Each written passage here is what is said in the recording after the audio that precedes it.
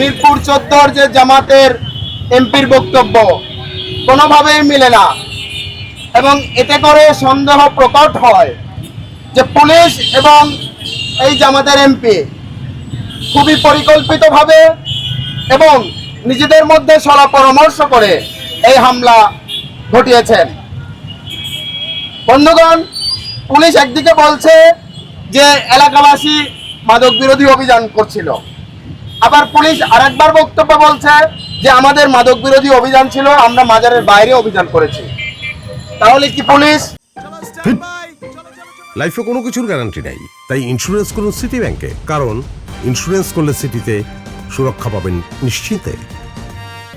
মাজারের বাইরে অভিযানের দায়িত্ব নিয়েছে আর মাজারের ভেতরে জামাতের নেতা কর্মীদেরকে পাঠিয়েছে যে আপনারা ভিতরে অভিযানটা করে আসুন।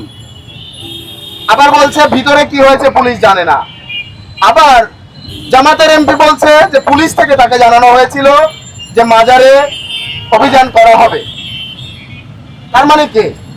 তার মানে দুয়ে দুয়ে যদি 4 মিলাই, এই পুলিশ এবং জামাতের এমপি ব্যারিস্টার আরমান উভয়ই সমানভাবে দায়ী এবং এই হামলার পিছনে তারা কোনোভাবেই দায় এড়াতে পারে না। তাই আমরা বাংলাদেশ ছাত্র ইউনিয়ন আজকে শাহালি থানার যিনি ওসি তাকে পুলিশ বাহিনী থেকে চিরদিনের জন্য বরখাস্ত করে তাকে শাস্তির আওতায় আনতে হবে এই দাবি জানাচ্ছি।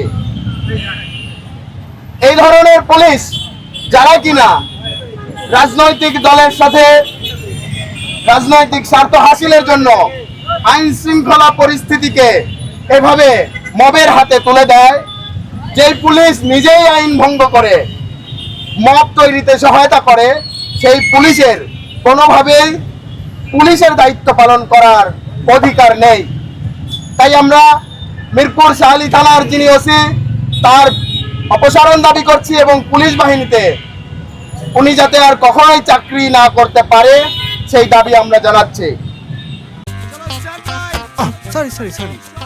লাইফে কখন কি হয় গ্যারান্টি আছে, তাই ইন্স্যুরেন্স করুন সিটি ব্যাংকে, কারণ ইন্স্যুরেন্স করলে সিটিতে সুরক্ষা পাবেন নিশ্চিন্তে।